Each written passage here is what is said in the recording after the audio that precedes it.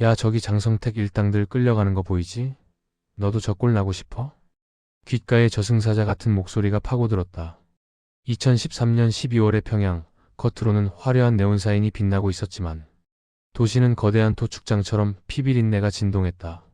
북한 통치 자금의 핵심인 39호실의 고위 간부로서 나는 수천만 달러를 주무르며 최고 위층의 삶을 누렸지만 그날 이후 내 세상은 무너졌다. 내 후원자이자 스승이었던 장성택이 처형당했다. 숨이 막혔다. 다음 차례는 나라는 걸 본능적으로 직감했다. 아버지, 지금 당장 떠나야 해요. 안 그러면 우리 가족 다 죽어요.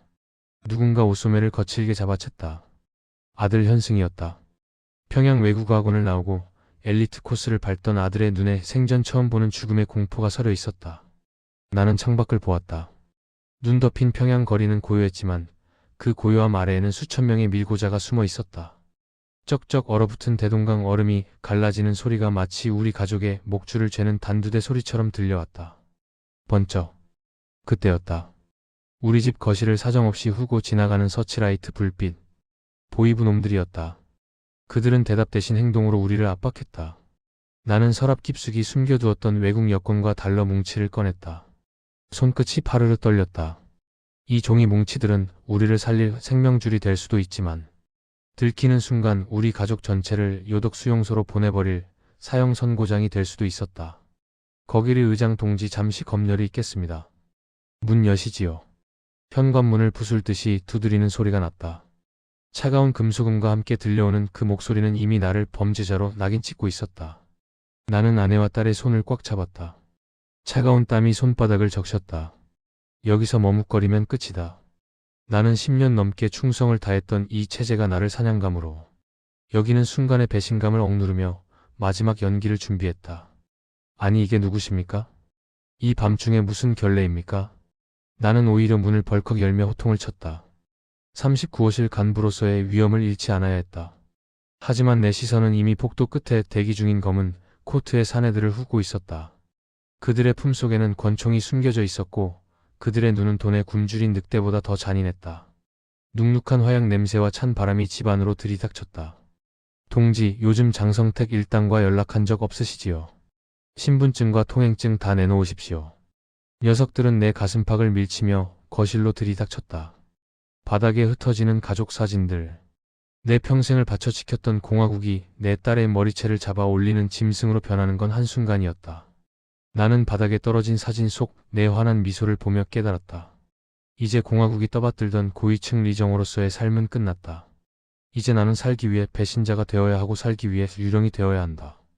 철컥. 등 뒤에서 수갑을 만지는 소리가 들렸다. 나는 아들 현승과 눈빛을 교환했다. 지금이다.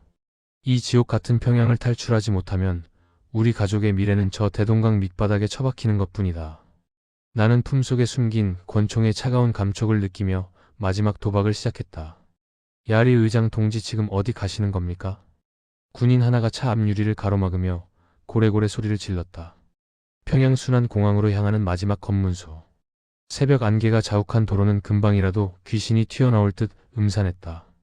내 차 뒷좌석에는 아내와 딸이 숨죽인 채 서로의 손을 꽉 쥐고 있었다. 여기서 꼬투리 하나라도 잡히면 우리 가족은 비행기 트랩 근처에도 가보지 못한 채 보이부 지하 고문실로 끌려갈 판이었다. 핸들을 꽉 쥔 내 손마디는 하얗게 질려 있었고 검문소 군인의 날카로운 총검이 우리를 겨누고 있었다. 이번에 김정은 동지께 올릴 외화벌이 사업 때문에 긴급하게 출국하는 길이오. 길피켓이오. 나는 일부러 더 거칠게 목소리를 높였다. 고위층 간부의 오만함이야말로 이 상황을 돌파할 유일한 무기였다. 하지만 내 등 뒤로는 식은 땀이 줄줄 흘러내렸다. 차 안의 공기는 눅눅한 긴장감으로 가득 찼고 내 심장 소리가 너무 커서 군인들에게 들릴 것만 같았다. 쩍쩍 군화가 얼어붙은 아스팔트를 밟는 소리가 내 신경을 긁어댔다. 증명서 좀 보입시다. 장성택 일당 숙청 이후로 통행증 규정이 바뀌었습니다. 창문 안으로 술 냄새와 찌든 담배 냄새를 풍기는 얼굴이 쑥 들어왔다. 그의 눈은 의심으로 가득 차 있었고 손은 이미 권총 벨트에 가 있었다. 나는 품 안에서 39호실 전용 출국 승인서를 꺼냈다. 그 종이 한 장에는 김정은의 직인이 찍혀 있었지만 그 직인이 오늘 우리의 생명줄이 될지 사형 선고가 될지는 아무도 몰랐다. 잠시만 기다리십시오. 위쪽으로 확인 좀 해봐야겠습니다. 군인은 초소 안으로 뛰어들어갔다. 최악의 상황이었다. 전화를 거는 순간 상부에서 내 출국 금지 명령이 떨어졌을 수도 있었다. 나는 아들 현승과 백미러로 눈을 맞췄다. 아들의 눈빛이 흔들리고 있었다. 나는 입술을 피가 나도록 깨물며 핸들 옆에 숨겨둔 권총에 손을 가져갔다. 들키면 여기서 다 죽고 끝내는 거다. 수용소에 끌려가 짐승처럼 살 바엔 여기서 불꽃처럼 사라지는 게 나았다. 철컥. 초소문이 열리고 군인이 다시 나왔다. 시간이 멈춘 것 같았다. 안개 너머로 보이는 평양의 실루엣이 거대한 감옥처럼 나를 조여왔다. 군인은 한참 동안 나를 뚫어지게 쳐다보더니 무심하게 차 차단기를 올렸다. 통과하십시오 의장 동지. 과업 잘 수행하고 오시라우. 군인이 내 차 뒷좌석을 발로 툭 치며 비켜섰다. 나는 엑셀을 밟았다. 공항까지 가는 내내 누구도 입을 열지 않았다. 공항 로비에 들어서자 화려한 대리석 바닥이 내 초라한 공포를 비웃듯 반짝였다. 하지만 안심할 수 없었다. 출국 심사대 앞에는 평소보다 2배나 많은 보위부 요원들이 매의 눈으로 출국자들을 감시하고 있었다. 아버지, 저기 보위부 대좌 김철수가 서 있어요. 우리 가족 얼굴을 다 아는 놈이에요. 아들이 내 귓가에 작게 속삭였다. 내 심장이 바닥으로 떨어졌다. 김철수. 그는 39호실 내부 숙청을 담당하는 피도 눈물도 없는 인간 사냥꾼이었다. 그가 여기 있다는 건 누군가의 탈출을 이미 예감하고 덫을 쳐놓았다는 뜻이었다. 김철수의 서늘한 안경 너머 눈빛이 번뜩였고 공항 기둥 뒤에 숨어 떨고 있는 내 딸의 뒷모습이 보였다. 의장 동지, 여기서 만나다니 우연치고는 아주 고약하구만요. 어디 멀리 가십니까? 누군가 내 어깨를 꽉 잡았다. 김철수였다. 그의 소나기 힘은 마치 쇠사슬처럼 내 뼈를 파고들었다. 나는 태어난 척 돌아섰지만 내 눈앞은 이미 캄캄해졌다. 눅눅한 화약 냄새 대신 비릿한 배신의 향기가 공항 전체를 뒤덮고 있었다. 의장 동지 안색이 왜 이렇습니까? 어디 몸이라도 안 좋으신가요? 놈은 내 턱 밑까지 얼굴을 들이밀며 비릿하게 웃었다. 보위부의 인간 사냥꾼이라 불리는 그자의 손가락이 내 어깨를 파고들 때마다 뼛속까지 소름이 돋았다. 내 등 뒤에 선 아내와 딸의 거친 숨소리가 공항 로비의 정적을 깨우는 것 같아 미칠 것 같았다. 내 이마에는 식은땀 한 방울이 맺혀 흘러내렸고 김철수의 안경 너머에서는 잔인한 눈빛이 나를 꿰뚫고 있었다. 아, 요새 무역사업 때문에 며칠 밤을 새웠더니 좀 피곤하구만. 대좌 동지는 여기서 뭘 하고 있는 거요? 나는 태어난 척 껄껄 웃으며 그의 손을 쳐냈다. 목소리가 떨리지 않게 성대에 힘을 꽉 줬다. 여기서 조금이라도 기가 눌리면 그는 사냥개처럼 내 목덜미를 물고 늘어질 것이었다. 공항 천장에 매달린 대형 시계의 초침 소리가 마치 시한폭탄의 타이머처럼 내 고막을 때렸다. 째깍째깍. 시간이 흐를수록 내 생명줄이 짧아지는 기분이었다. 사업도 좋지만 사람 단속을 잘해야 하지 않겠습니까? 요즘 평양 분위기 아시지 않소? 장성택 일당들이 줄줄이 엮여나가는 마당의 말이오. 놈은 내 가슴팍을 손가락으로 툭툭 쳤다. 경고였다. 그는 이미 우리 가족의 출국 정보를 보고받았을지도 모른다. 나는 품속에 숨긴 권총의 차가운 금속 감촉을 느끼며 마지막 도박을 걸었다. 만약 그가 내 팔을 잡는 순간 나는 이 자의 심장에 구멍을 내고 가족들과 함께 자폭할 생각이었다. 장난이 너무 심하구만. 김정은 동지의 친필 비준을 받은 출국이요. 대좌 동지가 책임질 수 있겠소? 나는 김정은의 이름이 적힌 붉은색 문건을 그의 눈앞에 흔들었다. 최고 존엄의 이름이 나오자 김철수의 눈동자가 미세하게 흔들렸다. 북한에서 그 이름은 곧 법이자 신이었다.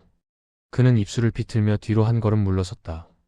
쩍쩍 공항 바닥을 밟는 그의 군화 소리가 멀어질 때까지 나는 숨을 쉬지 못했다. 의장 동지, 조심해서 다녀오라우. 돌아올 때는 빈손이면 안 되는 거 아시지 않소? 등 뒤에서 마지막 저주가 들려왔다. 나는 뒤도 돌아보지 않고 출국 심사대로 향했다. 여권을 검사하는 보위부원의 손길 하나하나가 내 목을 죄는 밧줄 같았다. 심사대를 통과하고 비행기 트랩을 오르는 그 짧은 계단이 마치 에베레스트 산을 오르는 것처럼 멀고 험난했다. 아내의 손은 얼음장처럼 차가웠고 딸의 눈은 이미 눈물로 범벅이 되어 있었다.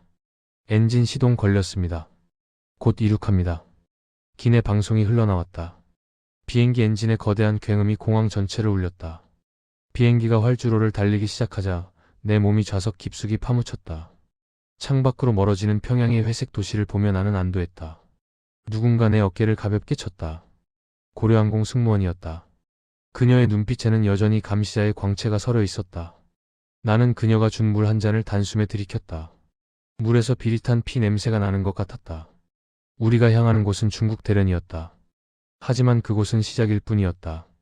보이지 않는 적들이 이미 대련 공항 곳곳에 숨어 우리를 기다리고 있을 것이었다. 야, 저기 발리 의장 차 내렸다. 놓치지 마라. 등 뒤에서 날카로운 금속성 목소리가 지령을 내리는 것 같았다. 대련 국제공항 입구. 비행기에서 내리자마자 나를 맞이한 건 자유가 아니라 눅눅하고 끈적한 감시의 시선이었다. 북한 영공을 벗어났다고 생각했지만 중국 대련은 사실상 평양의 앞마당이나 다름없었다. 검은색 선글라스를 낀 사내들이 공항 기둥 뒤에 몸을 숨긴 채 우리 가족의 일거수일투족을 훑고 있었다. 뒤를 쫓는 사내의 구두 소리가 귓가를 때렸고 공포에 질려 뜀박질하는 딸의 가냘픈 다리가 안쓰럽게 보였다. 아버지, 저 사람들 우리 따라오는 거 맞죠? 그 김철수가 보낸 놈들이에요. 아들 현승이 내 옷깃을 세게 잡아당겼다. 아들의 목소리는 이미 떨리고 있었다. 나는 아들의 손을 뿌리치듯 잡고 걸음을 재촉했다. 쩍쩍 대리석 바닥을 울리는 우리 가족의 발소리가 마치 사형 집행장으로 향하는 북소리처럼 들렸다. 여기서 잡히면 끝이다. 중국 공안에게 넘겨지는 순간 우리는 곧장 신의주로 압송될 것이고 그 끝은 보지 않아도 자명했다. 눅눅한 기름 냄새와 매연이 섞인 대련의 공기가 내 목구멍을 턱턱 막아세웠다. 어이리 의장 동지, 차 준비해놨으니 이쪽으로 오시라오. 평소 알고 지내던 대련 주재, 북한 무역대표부 직원이 내 앞길을 막아섰다. 그의 입가에는 비열한 미소가 걸려 있었고 눈은 탐욕스러운 사냥개처럼 번뜩였다. 그는 나를 돕기 위해 온 것이 아니었다. 나를 묶어두고 평양의 명령을 기다리기 위해 배치된 인간 덫이었다. 나는 품 안에 권총 손잡이를 꽉 쥐었다. 손바닥에 밴 땀 때문에 금속이 미끄러웠지만 놓을 수 없었다. 아니, 오늘은 내가 따로 예약한 차가 있으니 신경 쓰지 마시오. 나는 그의 어깨를 거칠게 밀치고 공항 밖으로 나갔다. 등 뒤에서 누군가 무전기에 대고 다급하게 소리치는 소리가 들렸다. 이제부터는 시간 싸움이었다. 우리는 미리 약속된 장소에 대기 중인 택시에 몸을 던졌다. 기사는 말없이 엑셀을 밟았고 차는 대련 도심의 복잡한 불빛 사이로 미끄러져 들어갔다. 하지만 백미러를 보는 순간 내 심장은 다시 얼어붙었다. 검은색 세단 2대가 일정한 간격을 유지하며 우리를 바짝 뒤쫓고 있었다. 속도 더 내요. 저 차들 떼어내야 한다고. 나는 기사에게 소리쳤다. 차가 급커브를 돌 때마다 아내와 딸의 비명이 차 안에 가득 찼다. 창밖으로 스치는 화려한 중국의 밤거리는 마치 우리를 비웃는 것 같았다. 저 빛나는 세상 어디에도 우리 가족이 마음 편히 발 붙일 곳은 없었다. 백미러 속 추격차와의 거리가 점점 좁혀지고 있었다. 나는 핸들을 부여잡은 내 손등에 피가 맺히도록 힘을 주었다. 철컥. 추격하던 세단이 우리 차 옆으로 바짝 붙더니 창문을 내렸다. 총구의 검은 구멍이 우리를 겨누고 있었다. 그들은 우리를 생포할 생각이 없었다. 당의 비밀을 너무 많이 알고 있는 39호실 의장을 입막음하기 위해 사살 명령을 받은 게 분명했다. 탕탕.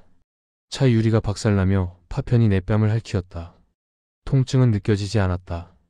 오직 뒤에서 들리는 아내의 자지러지는 비명소리만 내 고막을 찢어 발겼다. 여기서 죽을 순 없어. 현승아, 뒤를 봐. 나는 몸을 날려 아내와 딸을 시트 아래로 둘렀다. 차는 미친 듯이 지그재그로 달렸고 타이어 타는 냄새가 차 안을 가득 메웠다. 막다른 골목이었다. 앞에는 거대한 공장 담벼락이 가로막고 있었고 뒤에는 살인귀들의 차가 길을 막았다. 나는 차 문을 발차기로 열며 권총을 뽑아 들었다. 이제 마지막이다. 내 인생에서 가장 화려했던 39호실 의장의 삶이 이 지저분한 골목에서 끝날지도 모른다는 예감이 들었다. 의장 동지, 헛수고 그만하고 내립시다. 가족들 고생시키지 말고. 차 밖에서 비웃음 소리가 들렸다. 추격차의 문이 열리고 사내들이 쏟아져 나왔다. 나는 숨을 멈추고 방아쇠를 당길 준비를 했다. 그런데 그때였다. 골목 저편에서 거대한 서치라이트가 우리를 비추며 다른 차 한 대가 굉음을 내며 달려들었다. 야, 차 세워. 여기서 멈추지 않으면 다 날려버린다. 굉음을 내며 달려온 검은 SUV 창밖으로 누군가 몸을 내밀며 소리쳤다. 우리를 포위했던 보이부 사내들의 차와 그 이문의 차량이 충돌하며 날카로운 금속 파열음이 골목을 찢었다. 콰직콰직. 차체가 지켜지는 소리와 함께 사방으로 유리 파편이 튀어올랐다. 나는 아내를 감싸 안은 채 바닥에 납작 엎드렸다. 연기가 피어오르는 엔진룸 너머로 권총을 치켜든 사내들의 실루엣이 보였다. 의장 동지, 이쪽입니다. 어서 옮겨 타십시오. 누군가 내 팔을 거칠게 잡아 끌었다. 처음 보는 얼굴이었다. 하지만 그는 내 이름을 알고 있었고 우리 가족을 구하러 온 듯했다. 보이부 요원들은 당황한 듯 무차별적으로 총을 쏴댔다. 탕탕. 총알이 네 발치 옆 콘크리트 바닥에 박히며 매캐한 화약 냄새를 뿜어냈다. 나는 본능적으로 가족들을 이끌고 SUV 뒷좌석으로 몸을 던졌다. 문이 닫히자마자 차는 비명을 지르는 타이어 소리와 함께 골목을 빠져나갔다. 당신들 누구야? 우리를 어디로 데려가는 거지? 보이부 놈들보다 더 무서운 놈들 아니야? 나는 운전석을 향해 권총을 겨누었다. 39호실 의장으로 살며 배운 건 오직 의심뿐이었다. 평양에서 보낸 자객이 아니라면 미국이나 한국의 정보원일 가능성이 컸다. 어느 쪽이든 우리 가족에겐 자유가 아니라 또 다른 형태의 구속일 수 있었다. 차 안은 눅눅한 땀 냄새와 긴장감으로 가득 찼다. 창밖으로 대련의 불빛들이 화살처럼 뒤로 밀려나갔다. 질문은 나중에 하십시오. 지금 뒤에 보이부 놈들이 세 대나 따라 붙었습니다. 여기서 잡히면 우리도 죽습니다. 운전수는 백미러를 보며 이를 악물었다. 그는 능숙하게 핸들을 꺾으며 복잡한 시장 골목으로 차를 밀어 넣었다. 쩍쩍. 차체가 골목벽에 긁히며 불꽃을 튀겼다. 뒤쫓아오는 차들의 헤드라이트가 우리 차 뒷유리를 사정없이 때려댔다. 나는 떨고 있는 아내의 손을 쥐었다. 맨몸으로 얼어붙은 두만강을 건너는 고통은 아니었지만 최상류층 엘리트로서 모든 것을 잃고 쫓기는 이 기분은 심장을 도려내는 것 같은 압박감이었다. 아버지, 저기 앞에도 차가 막고 있어요. 우리 갇힌 거 아니에요? 딸아이가 비명을 질렀다. 골목 끝에 대형 트럭 한 대가 가로로 길을 막고 서 있었다. 보이부 놈들이 미리 퇴로를 차단한 것이었다.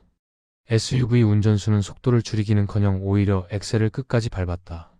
미친 짓이었다. 나는 눈을 감았다. 차가 공중으로 붕 뜨는 느낌과 함께 엄청난 충격이 온몸을 강타했다. 철컥철컥. 차 문이 강제로 열렸다. 정신을 차렸을 때 우리 차는 트럭 아래 좁은 틈을 간신히 빠져나와 어느 지하주차장 입구에 멈춰 서 있었다. 주인은 쥐죽은 듯 고요했다. 멀리서 들려오던 보이부의 사이렌 소리도 이곳까지는 닿지 않는 듯했다. 눅눅한 지하의 곰팡이 냄새가 코끝을 찔렀다. 리 의장 동지 아니 리정호 씨. 이제 선택하십시오. 평양으로 돌아가 숙청당할 것인지 아니면 우리와 함께 새로운 세상을 향해 갈 것인지. 내 눈앞에 낯선 서류 한 장이 내밀어졌다. 그것은 망명 신청서였다. 내 인생을 지탱하던 39호실 의장이라는 이름과 공화국에 대한 충성심이 종이 한 장 앞에서 종말을 구하고 있었다. 나는 고개를 들어 가족들을 보았다. 아내의 헝클어진 머리와 공포에 질린 자식들의 눈동자. 나는 결심했다. 더 이상 유령으로 살지 않겠다고. 좋아, 서명하지. 하지만 내 가족의 안전을 보장해라. 안 그러면 이 자리에서 다 같이 죽는 거다. 나는 떨리는 손으로 만년필을 잡았다. 서류에 잉크가 스며드는 순간 나는 평양의 영웅에서 조국의 배신자가 되었다. 하지만 그것은 동시에 우리 가족이 살 수 있는 유일한 통로였다. 그때였다. 주차장 입구에서 다시 군화 소리가 들려왔다. 쩍쩍. 아까보다 훨씬 많은 숫자의 발소리였다. 거기 있는 거 다 안다. 리정호. 당장 나와라. 안 나오면 이 건물을 통째로 날려버리겠다. 확성기를 뗀 목소리가 주차장에 울려 퍼졌다. 김철수 대좌였다. 끈질긴 악마 같은 놈이 결국 여기까지 우리를 추격해온 것이었다. 주차장 안의 불빛이 하나둘씩 꺼지기 시작했다. 암흑 속에서 나는 다시 권총을 장전했다. 이제 진짜 마지막 사투가 기다리고 있었다. 리정호, 그 비겁한 쥐새끼 같은 놈. 내 딸 자식 얼굴이 어떻게 변할지 궁금하지 않나. 주차장 입구에서 짐승 같은 포효가 들려왔다. 김철수 대좌였다. 그가 내 딸의 이름을 입에 올리는 순간 내 머릿속에 이성이 끊어져 나갔다. 평양에서 내 발밑을 기며 충성을 맹세하던 걔가 이제는 내 가족의 살점을 뜯겠다며 지저대고 있었다. 숨이 막혔다. 공포는 순식간에 차가운 사리로 변했다. 암흑 속에서 권총을 쥔 내 손가락에 핏줄이 터질 듯 팽팽해졌고 폭수심이 내 눈동자를 집어삼켰다. 아버지, 제발 참으세요. 저놈들이 노리는 건 아버지의 분노예요. 아들 현승이 내 팔을 필사적으로 붙잡았다. 하지만 나는 아들의 손을 차갑게 뿌리쳤다. 평생을 당의 충견으로 살며 남의 피를 묻혀온 대가가 고작 내 가족의 목에 칼을 들이대는 것이라면 나도 더 이상 인간으로 남을 이유가 없었다. 눅눅한 지하주차장의 매연 냄새 속에 비릿한 피 냄새가 섞이기 시작했다. 나는 구원자로 위장한 정보원들의 가방에서 섬광탄과 수류탄을 가차없이 뺏어 들었다. 김철수 대좌 동지, 내 놈이 평양에서 내게 받은 은혜를 이렇게 갚는구나. 오늘 그 빚을 이 자리에서 다 청산해주마. 나는 어둠을 틈타 차량 사이로 몸을 날렸다. 쩍쩍 보이부 요원들의 군화 소리가 주차장 바닥을 울리며 다가왔다. 나는 그들의 발소리만으로 위치를 계산했다. 사냥개들이 사냥꾼의 덫으로 들어오고 있었다. 나는 섬광탄의 핀을 뽑아 입구 쪽으로 던졌다. 콱광. 놈들이 비명을 지르기도 전에 눈을 멀게 하는 백색광이 지하를 집어삼켰다. 그 찰나의 순간 나는 보이부 요원 둘의 가슴팍에 구멍을 냈고 김철수의 비열한 안경이 바닥에 떨어져 깨지는 것을 보았다. 탕탕. 차가운 금속음이 폐쇄된 주차장을 가득 메웠다. 화약 연기가 안개처럼 피어오르며 내 코를 찔렀다. 내 다리, 내 다리. 리정호, 이 반역자 자식 죽여버리갔어. 김철수가 바닥을 기며 저주를 퍼부었다. 내 총탄이 그의 허벅지를 관통한 모양이었다. 나는 피를 흘리며 쓰러진 그자의 머리채를 잡아 올렸다. 평양에서 기세등등하던 그 사냥개의 눈에 처음으로 죽음의 공포가 서렸다. 나는 그의 입에 차가운 권총 총구를 깊숙이 쑤셔 넣었다. 내 놈이 내 가족을 건드린 대가다. 지옥에 가서 장성택 동지에게 사죄해라. 정보원들이 방아쇠를 당기려는 내 손을 막아섰다. 의장 동지, 지금 이자를 죽이면 망명 절차가 복잡해집니다. 어서 대사관으로 가야 합니다. 나는 이빨을 갈며 총구를 거두었다. 김철수의 얼굴에 침을 뱉고 나는 가족들을 SUV에 태웠다. 철컥철컥. 주차장 셔터가 강제로 들어 올려졌다. 보이부 지원군들이 도착하고 있었다. 우리는 연기를 내뿜으며 주차장을 빠져나와 대사관으로 달렸다. 뒤에서 수십 대의 차량이 사이렌을 울리며 따라붙었다. 대사관 정문까지 남은 거리는 고작 500m. 하지만 정문 앞은 이미 장갑차와 무장 군인들이 성벽처럼 가로막고 있었다. 뚫으십시오. 멈추면 우리 가족은 여기서 몰살입니다. 나는 운전사에게 소리쳤다. 차는 속도를 줄이지 않고 대사관 정문을 향해 돌진했다. 유리창 너머로 우리를 조준하는 총구들이 보였다. 삶과 죽음의 경계가 고작 10여 미터 앞으로 다가왔다. 충돌 직전의 긴박한 순간 내 귓가에 가족들의 마지막 기도 소리가 들려왔다. 당. 어디선가 날아온 단 한 발의 총성이 정막을 깼고 우리 차는 대사관 철문을 박살내며 자유의 영토 안으로 미끄러져 들어갔다. 리정호 씨, 진정하세요. 여긴 이제 안전합니다. 더 이상 그들이 들어올 수 없어요. 누군가 내 어깨를 짓누르며 진정시켰다. 대사관 내부의 서늘한 대리석 바닥 위에 우리 가족은 쓰러지듯 주저앉았다. 방금 전 철문을 박살내며 들어올 때 들렸던 그 날카로운 총성은 내 차 뒷유리를 관통해 시트 헤드레스트에 박혀 있었다. 고작 몇 센티미터 차이였다. 내 아내의 머리칼을 스치고 지나간 죽음의 흔적을 보며 나는 다시 한번 몸서리를 쳤다. 구멍난 차 유리 너머로 철창 밖에서 이빨을 드러내며 우리를 노려보는 보이부 요원들의 모습이 보였다. 의장 동지, 아니 리정호 동지, 거기서 나오시오. 이건 외교적 결례요. 당장 신병을 인도하지 않으면 전쟁도 불사하겠소. 대사관 정문 밖에서 확성기를 댄 악에 바친 목소리가 들려왔다. 다리를 절며 부축을 받고 선 김철수였다. 그의 바지춤은 이미 피로 검게 물들어 있었지만 광기에 어린 눈빛만은 살아있었다. 대사관 담장 하나를 사이에 두고 자유와 지옥이 갈렸다. 눅눅한 화약 연기가 대사관 정원까지 스며들어내 코끝을 찔렀다. 나는 창문을 열고 그를 향해 마지막 비웃음을 날려주었다. 김철수 대좌, 내 놈이 평양으로 돌아가서 김정은에게 보고할 말을 내가 대신 써주랴. 39호실 의장을 놓친 무능한 개라고 말이다. 나는 침을 뱉고 커튼을 쳤다. 하지만 대사관 안이라고 해서 모든 게 끝난 건 아니었다. 안에는 또 다른 형태의 유령들이 우리를 기다리고 있었다. 양복을 빼입은 정보요원들이 우리를 좁은 취조실 같은 방으로 안내했다. 벽면에는 거대한 태극기와 성조기가 걸려 있었고 차가운 형광등 불빛이 내 초라한 행색을 낱낱이 파헤쳤다. 리정호 씨, 당신이 알고 있는 39호실의 계좌번호와 비자금 세탁 경로 전부를 넘겨주셔야 합니다. 그래야 망명이 성립됩니다. 내 앞에 두꺼운 서류 뭉치가 놓였다. 구원자인 줄 알았던 그들의 눈에도 탐욕이 서려 있었다. 그들은 내 가족의 목숨보다 내 머릿속에 든 김정은의 돈줄에 더 관심이 많았다. 숨이 막혔다. 평양에서는 보이부에게 쫓기고 대사관 안에서는 정보요원들에게 발가벗겨지는 기분이었다. 쩍쩍 폭도를 지나가는 요원들의 구두 소리가 마치 나를 압박하는 시계추처럼 들렸다. 이건 거래가 아닙니다. 우리 가족의 생명을 담보로 장사하지 마십시오. 나는 서류를 밀쳐냈다. 내 손은 여전히 권총을 쥐고 있던 감각에 마비되어 떨리고 있었다.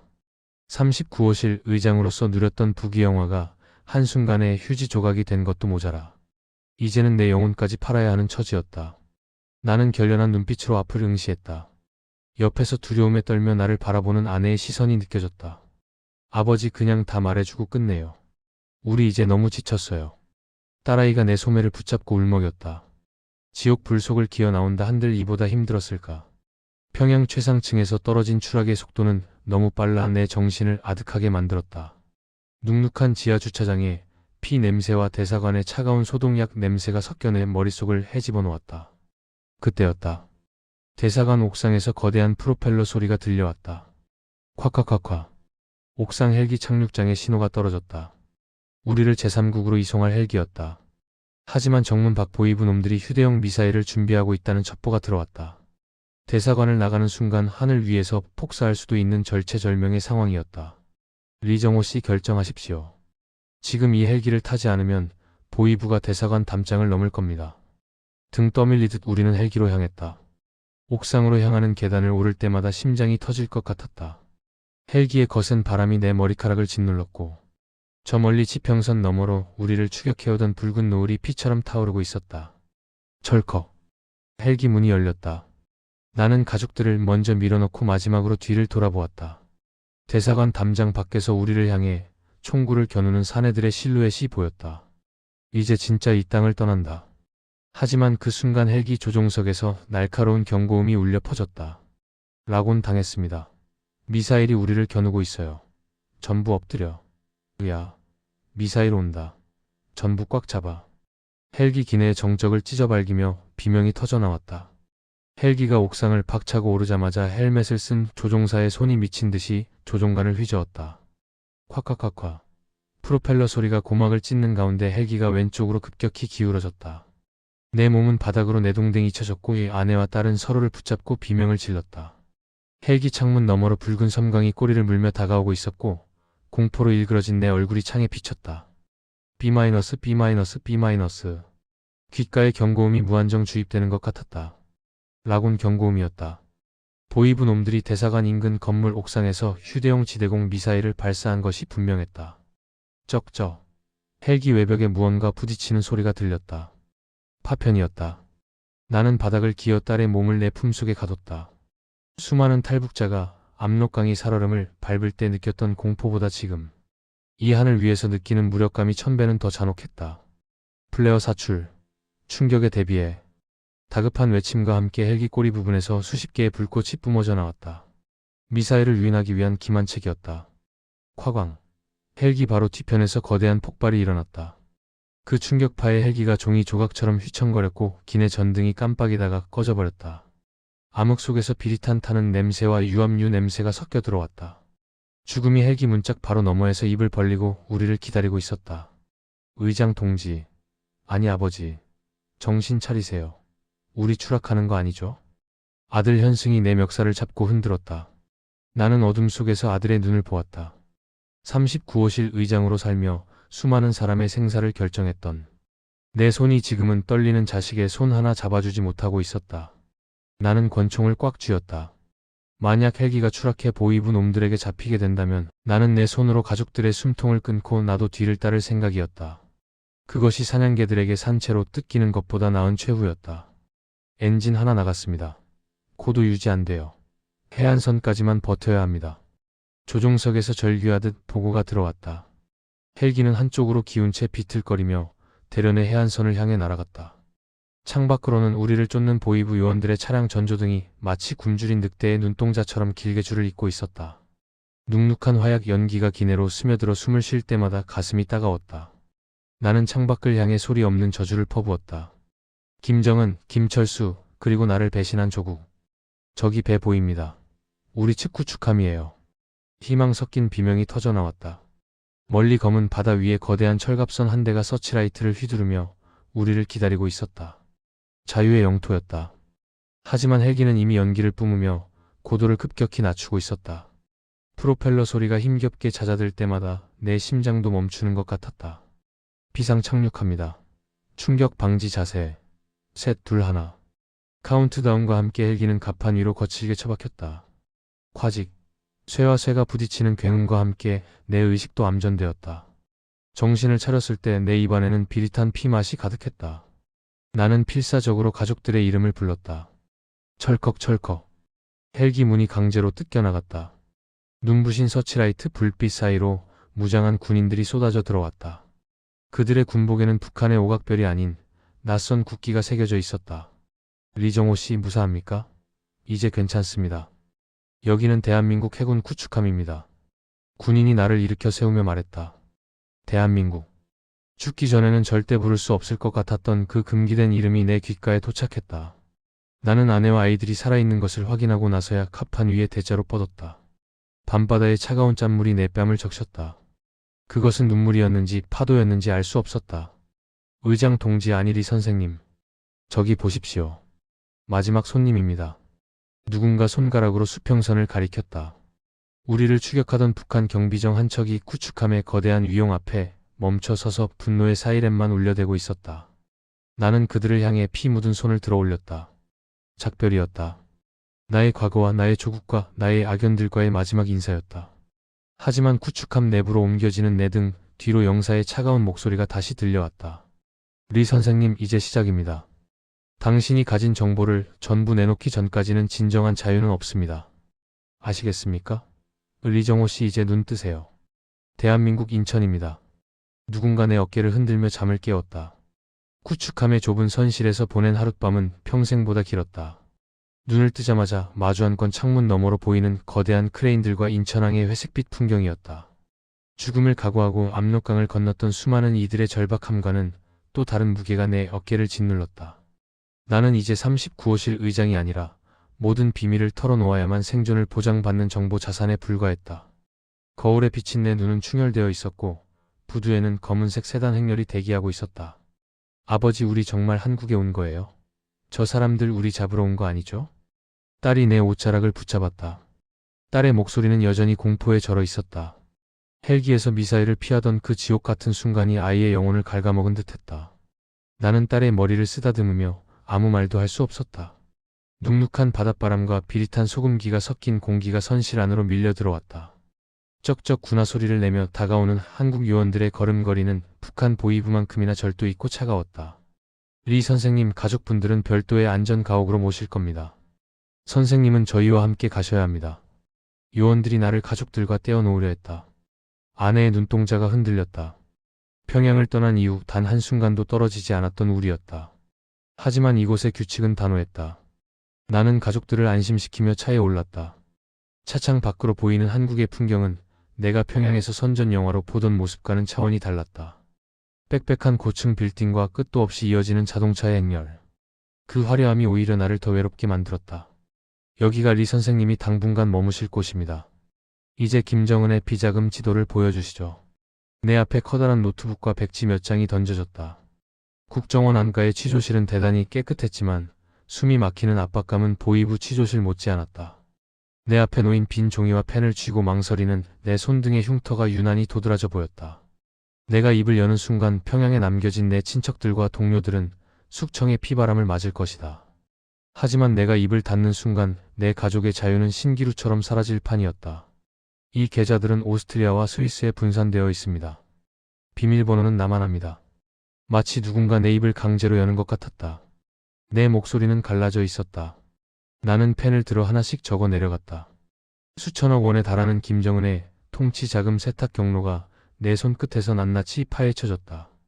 눅눅한 종이 위에 잉크가 번질 때마다 나는 내 조국의 심장에 칼을 꽂는 기분이 들었다. 배신감과 해방감이 뒤섞인 묘한 역겨움이 치밀어 올랐다. 의장 동지 안일이 선생님. 이 정보가 가짜라면 선생님 가족의 안전도 담보할 수 없습니다. 내 귀에 차가운 경고가 들려왔다. 정보요원의 눈빛은 날카로운 송곳 같았다. 나는 그를 빤히 쳐다보았다. 나는 이미 돌아갈 다리를 불태웠다. 이제 나에게 남은 건 이 비밀을 팔아 내 가족의 목숨을 사는 것뿐이었다. 쩍쩍 폭도에서 들리는 누군가의 발소리가 환청처럼 김철수 대저의 군화 소리로 들려왔다. 나는 눈을 감았다. 평양이 화려했던 내 집무실과 비자금으로 사들였던 명품 시계들이 어둠 속으로 가라앉았다. 지금 북한 쪽에서 반응이 왔습니다. 선생님의 망명을 공식 확인하고 사살조를 급파했다는 첩보입니다. 요원이 문을 박차고 들어오며 소리쳤다. 한국 땅에 들어왔다고 끝이 아니었다. 김정은은 자신의 돈줄을 쥔 나를 절대로 살려두지 않을 것이다. 안가의 보안이 강화되고 창밖에는 무장한 요원들이 배치되는 소리가 들렸다. 나는 책상 위에 놓인 차가운 물 한 잔을 들이켰다. 물에서 다시 비릿한 피 냄새가 났다. 리 선생님, 오늘 밤이 고비입니다. 그들이 안가 위치를 파악한 것 같습니다. 요원은 내 어깨를 잡으며 방을 옮겨야 한다고 말했다. 어둠이 내려앉은 인천의 밤은 고요했지만 그 고요함 속에서 나를 노리는 자객들의 숨소리가 들리는 듯했다. 나는 다시 한번 권총을 찾았지만 내 손에는 고작 볼펜 한 자루뿐이었다. 안가에 불이 꺼지고 복도에는 붉은색 비상등만이 긴박하게 전멸하고 있었다. 리정호 씨, 고개 숙여요. 당장 바닥에 엎드리라고. 누군가 내 멱살을 잡아채며 차가운 방 바닥으로 처박았다.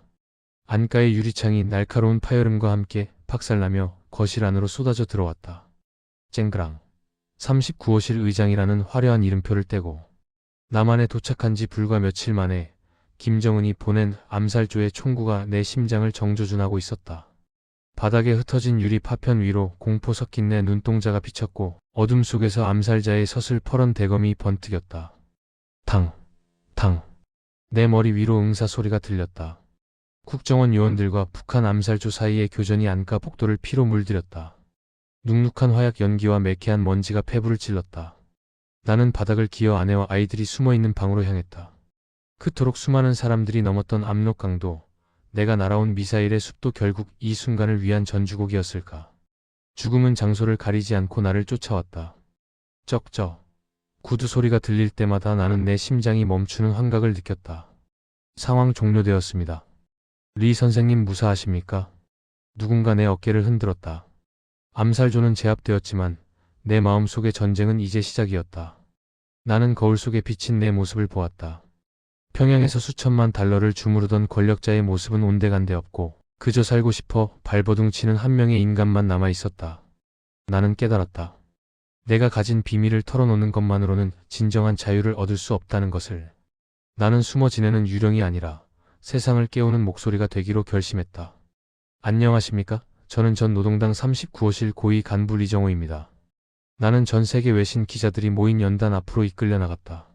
수많은 카메라 플래시가 번개처럼 터지며 내 눈을 멀게 했다. 숨이 막혔다. 하지만 이번에는 공포 때문이 아니었다. 내 입술 끝에 매달린 진실의 무게 때문이었다. 나는 마이크를 잡았다. 내 목소리는 전파를 타고 평양의 금수산 태양궁전까지, 그리고 전 세계 금융기관의 심장부까지 뻗어나갔다. 김정은의 돈은 인민의 피와 눈물입니다. 나는 오늘 그 비자금의 지도를 세상에 공개합니다. 나는 떨리는 손으로 문건을 들어올렸다. 내가 이 말을 뱉는 순간 나는 영원히 돌아갈 수 없는 강을 건너는 것이었다. 하지만 내 옆에 선 아들 현승의 눈빛을 보며 나는 확신했다. 이것이 내 자식들에게 줄 수 있는 유일한 유산이자 내가 지은 죄에 대한 최소한의 속죄라는 것을. 눅눅한 죄책감이 씻겨 내려가고 비로소 인간으로서 느꼈던 그 차가운 자유의 감촉이 내 가슴을 적셨다. 리 의장님, 보복이 두렵지 않으십니까? 가족들이 위험해질 텐데요. 질문이 날아들었다. 나는 정면을 똑바로 쳐다보며 대답했다. 자유는 공짜가 아닙니다. 하지만 공포에 떨며 사는 것은 자유가 아닙니다. 우리는 이제 더 이상 유령으로 살지 않을 것입니다. 나는 당당하게 어깨를 폈고 그 뒤에서 내 가족들이 미소 짓고 있었다. 조명이 꺼지고 스튜디오를 나서는 내 발걸음은 그 어느 때보다 가벼웠다. 아버지, 이제 정말 끝난 거죠? 우리 이제 숨지 않아도 되는 거죠? 아들이 내 손을 잡으며 물었다. 나는 아들을 꽉 안아주었다. 서울의 밤거리는 평양의 그것보다 수천 배는 더 밝았고 그 불빛들은 더 이상 나를 감시하는 눈동자가 아니었다. 나는 39호실의 리정호가 아닌 자유를 찾은 한 사람으로서 첫 새벽을 맞이했다. 내 손에는 이제 권총 대신 우리 가족의 미래가 들려 있었다. 나는 말을 마치고 연단에서 내려왔다. 쏟아지는 박수 소리와 카메라 셔터 소리가 파도처럼 밀려왔지만 그 소음들은 점차 아득해지고 내 귓가에는 오직 가족들의 떨리는 숨소리만 남았다. 그때였다. 뜨거운 것이 뺨을 타고 흘러내렸다. 평양의 피바람 속에서도, 대련의 총격전 속에서도, 추락하는 헬기 안에서도 단 한 번도 보이지 않았던 눈물이었다. 그것은 모든 것을 버려야 했던 자의 회한이자 비로소 인간의 이름을 되찾은 자의 웅장한 승전보였다. 눈물 가득 고인 내 눈앞에서 서울의 찬란한 불빛들이 마치 수만 개의 별처럼 번져가고 있었다. 내 이름은 리정호. 나는 이제 더 이상 누군가의 충견도 쫓기는 유령도 아니다. 나는 자유다.